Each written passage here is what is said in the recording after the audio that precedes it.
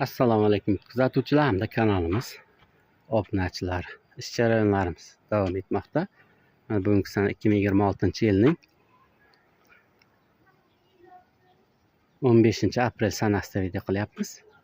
Ko'rib turibsizlar, ustilarini torsetka bilan yopganmiz, ya'ni 90%ligidan. Mana bu joylarimizga esa oziqalarni berib bo'lgandan keyin ustidan somon yopamiz. Mana bu joyimizga esa somon yopmaymiz. Usti 90%lik setka quyosh nurlaridan chuvalchanglarni yaxshi holatda asraydi, xudo xohlasa. Bugungi videomiz Surxondaryo viloyati Dino Qoraxondan dehqon akamiz 1,5 kvadrat Kaliforniya qizil yomg'ir chuvalchanglariga zakaz qilgandi. Ya'ni 3 ta banan korobkasi 1,5 kvadrat, ikkitasi 1 kvadrat, ikkitasi 1,5 kvadrat. Xudo xohlasa akamizga chuvalchanglarni doimgidek zichlash usulidan foydalangan holatida xudo xohlasa yetkazib berishlarni amalga oshiramiz. Hozir chuvalchanglarni beradigan joyimizdan bir qator sakovkalarimizga ko'rsatib o'taylik.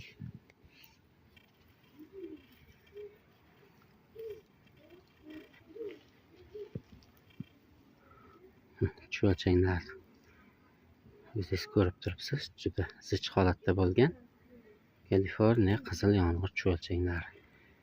Boya bir qator aytib o'tganimizdek, yanada zichlashtirish usulidan foydalangan holatda beramiz. Ya'ni banan korobkani bir qator yarimga to'ldirgandan keyin chuvalchanglar pastiga tushadi. Tepa holatini olamizda yana bir qator solib, shu etapda bir 3-4 marta amalga oshiramiz chuvalchanglar solishni.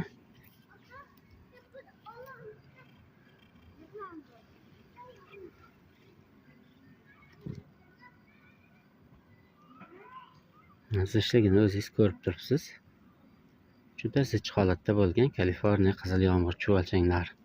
Agarda imkoniyatimiz yetsa, shu dehqon akamizni chuvalchangda boqish uchun tayyorlab qo'ygan joyini ham zakovkalarimizga bir qator ko'rsatib o'tamiz. Akamiz chuvalchanglar boqish uchun tayyorlab qo'ygan joyga yetib keldik. Mana joy tayyor emas ekan. Mana shu joyga eniga 3 metr, uzunligi 5 metr qafas joy tayyorlaydi. Chuvalchanglarga tashlaydigan go'ngimizni holatini bir qator ko'rsatib o'tamiz. Boya ko'rgan joyimizga mana shu go'ngni 20 sm qalinlikda qilib yoyamizda.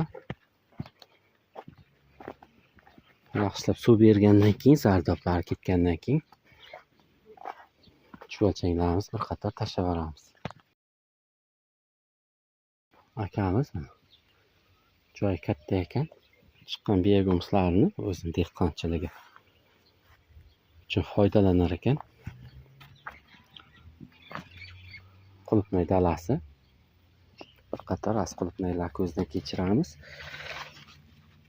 Ko'rinayotgan bo'lsa, katta qulupnaylar pishib yotibdi. Akamiz joy tayyor bo'lgandan keyin chuvalchanglarni oziqasi, ya'ni molni go'ngini bir qator yaxshilab yuvgandan keyin, zardoblar ketgandan keyin chuvalchanglarni bir qator tashlab yuboramiz mana shu joyga. Joyda tayyorlash jarayoni shu holatda to'kib yuboryapmiz. Tomondan tagidagi o'tlar, boy chirigan molni go'ngi bordi, shu chiqqan o'tlar tagiga tushsa ijtimo qilmaydi.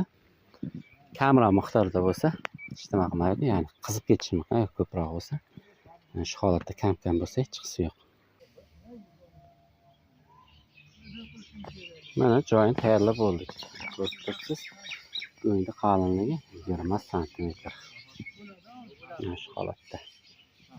Keyingi holatida chuvalchanglarimiz zichlik holatini bir qator ko'rsatib o'tamiz. Birinchi banan korobkamizda chuvalchanglarimiz tepa holatiga, go'sht holatiga chiqib olgan.